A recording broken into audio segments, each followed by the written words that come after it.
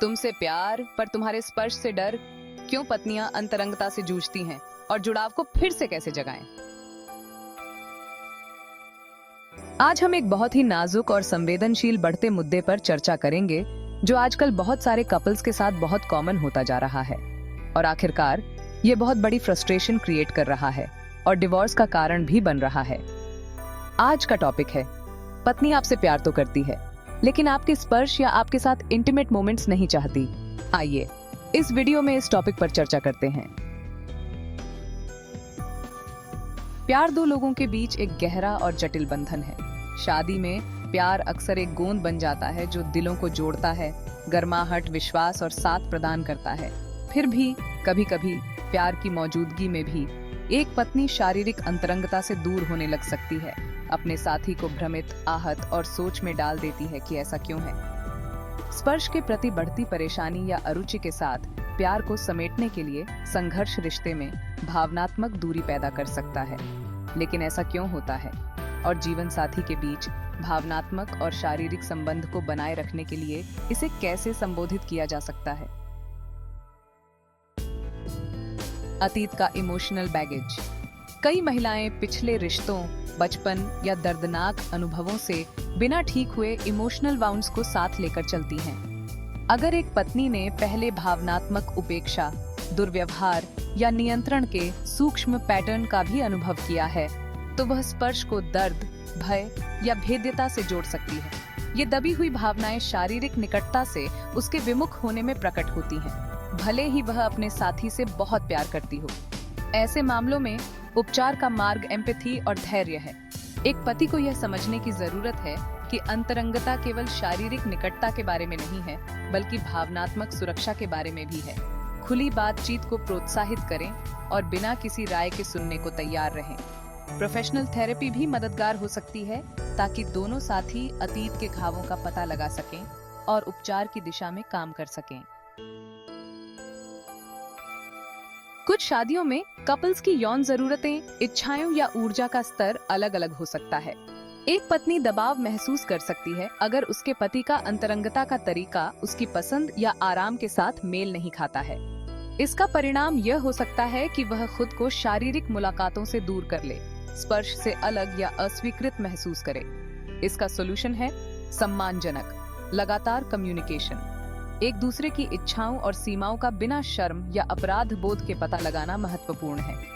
Couples स्नेह दिखाने के अलग अलग तरीकों के साथ प्रयोग कर सकते हैं। एक दूसरे के साथ तालमेल बिठा सकते हैं जहां दोनों साथी संतुष्ट और पोषित महसूस करें। अंतरंगता के दौरान शारीरिक दर्द या परेशानी, चाहे वह चिकित्सीय स्थितियों, हार्मोनल असंतुलन के कारण हो या उम्र बढ़ने के साथ आने वाले प्राकृतिक बदलाव भी स्पर्श के इर्द गिर्द चिंता पैदा कर सकते हैं। कई महिलाएं इन मुद्दों के बारे में बात करने में बहुत शर्मिंदगी या दोषी महसूस करती हैं। इसके बजाय अंतरंगता से पूरी तरह से परहेज करना चुनती हैं।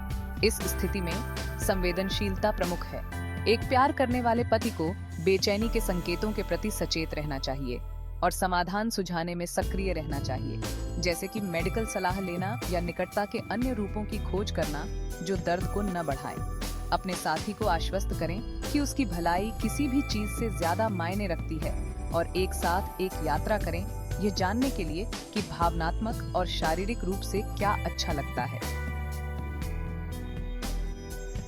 नाराजगी या अनसुलझे कॉन्फ्लिक्ट।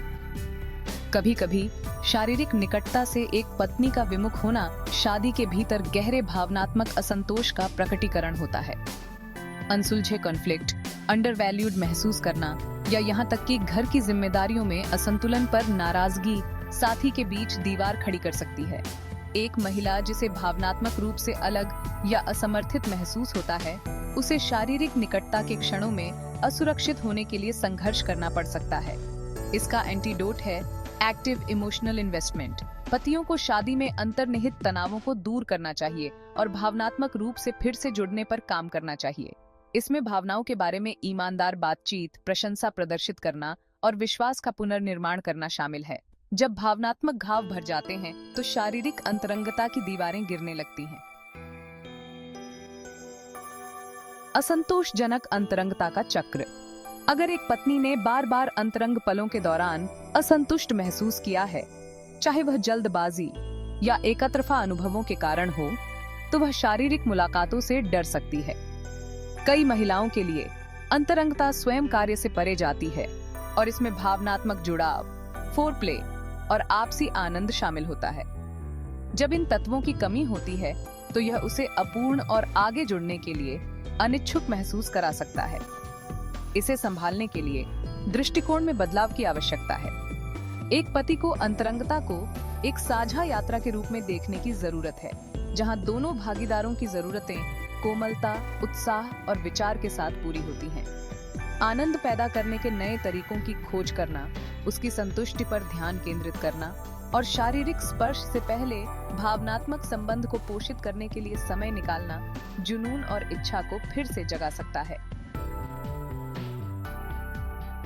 कैसे बनाए कनेक्शन फिर से? कम्युनिकेशन और करुणा। दोष देने से नहीं, समझ से शुरुआत करें। खुले दिल से बातचीत शुरू करें और उसके डर, चिंताओं और जरूरतों को सुनें। यह एक सुरक्षित स्थान बनाता है जहां वह मूल्यवान और सुनी हुई महसूस करती है। धीरज रखें और कोमल बने। स्पर्श में विश्वास बहाल करने में समय लगता है। प्यार के ऐसे इशारे पेश करें जो जरूरी नहीं कि यौन हो। हाथ पकड़ना, माथे पर एक कोमल चुंबन या सोफे पर पास बैठना भी आराम की भावना को बहाल कर सकता है। मदद के लिए साथ में प्रयास करें। मदद मांगने में कोई शर्म नहीं है।